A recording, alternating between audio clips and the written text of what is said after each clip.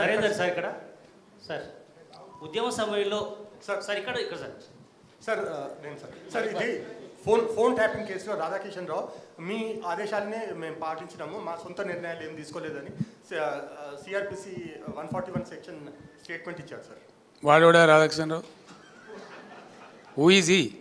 DCP sir. DCP నాకు తెలియదు, నీకు అంత తెలుసా? నీకు ఆయన రాష్ట్రంలో 100 మంది డీసీపీలు ఉంటారు, వాడు కూడా ఒక్కరి పేరు పట్టుకుని నన్ను అడిగింది నాకు అర్థం కాదు. తలా తోకలేని ప్రశ్న అది. అసలు ఆ ఫోన్ ట్యాపింగ్ ఏదో మీకు పిచ్చి పట్టుకున్నది. కానీ ముఖ్యమంత్రికి ఫోన్ ట్యాపింగ్ ఏమైనా సంబంధం ఉంటారా? రాహుల్, నువ్వు ఇంత పెద్ద సీనియర్ లీడరు. ముఖ్యమంత్రి gets reports from the intelligence department. వాడు ఎట్లా తీసుకొచ్చిన రిపోర్ట్ మాకెట్లా తెలుస్తుంది నాకు అర్థం కాదు.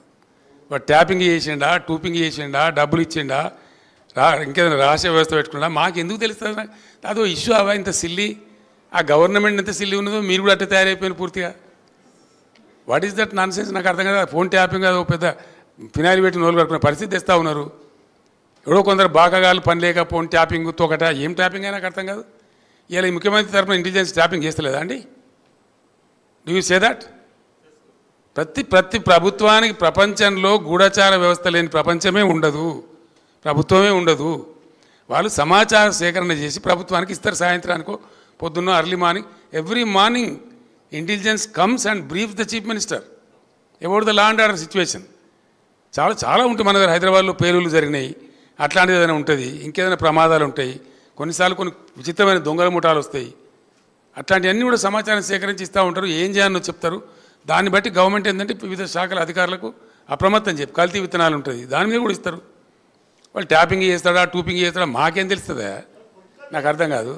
No minister is concerned with that, no chief. అసలు కన్సర్న్ ఉండదు. We are only concerned with the reports given by the intelligence. The way they brought the report, we don't know. That is purely internal matter of the police department. And ఇంకోటి అండి, అదేదో మీరు పెద్ద భ్రమలో ఉన్నారు. పోలీసులు ఎప్పుడు ఫోన్ ట్యాపింగ్ చేసినా బాజాప్తాగా టెలిగ్రాఫ్ యాక్ట్ ప్రకారం 1869 టెలిగ్రాఫ్ యాక్ట్ ప్రకారం బాజాప్తా రాష్ట్ర హోమ్ సెక్రటరీ పర్మిషన్ తీసుకొని చేస్తారు.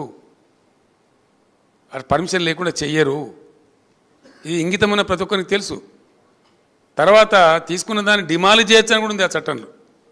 ఒక నిర్ణీత వ్యవధి తర్వాత వాళ్ళు సేకరించిన సమాచారాన్ని డిమాలిజ్ చేయొచ్చని కూడా అదే యాక్ట్లో ఉంది. ఇది తెలియకుండా అదేదో పెద్ద భయంకరమైన వ్యవహారం అన్నట్టు, దాని ఏదో తోకమట్టం ఏదో కొండందో వెలకబట్టుకున్నాం అన్నట్టు ఏమి బట్టి ట్రాష్ గ్యాస్ దాంతో ఏం అయ్యేది. మీరు ఆ భ్రమలు ఉండకండి సార్. తెలంగాణ ఉద్యమ సమయంలో 2001 నుంచి 2014 దాకా కేసీఆర్ కుటుంబ సభ్యులకు పారాగాన్ చెప్పులు వేసుకోనేటువంటి వ్యక్తులు అదే సమయంలో డీజిల్ పోసుకుందామన్నా కూడా కారుకు అట్లాంటి పరిస్థితులు ఉన్నటువంటి వారు ఈరోజు లక్షల కోట్లు సంపాదించారు. వాళ్ళ డబ్బునంతా స్వాధీనం చేసుకుంటామని పదే రేవంత్ రెడ్డి చెప్తున్నారు. చాలా సంతోషం. చేసుకోమని వెంటనే అర్జెంటుగా చేసుకోమని చెప్పాలా? పారాగాన్ చెప్పులు లేకుండా నేనుంటున్నా, రేవంత్ రెడ్డి ఉండినా ప్రజలకు తెలుసు కదా.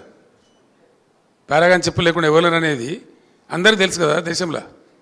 ఎవరు భూ కబ్జాదారు, ఎవరు బ్లాక్ మెయిలరు, ఎవరు ఓటుకు నేటి కేసులో పట్టుబడ్డరు, ఎవరు దొంగదందాలు చేసినారు, ఎవరు భూమాఫియా అందరికీ తెలుసు రాష్ట్రంలో. మాకు పారాగాన్ చెప్పు లేని ఫ్యామిలీ అండి మాది. Sir Srinivas sir, city vision live.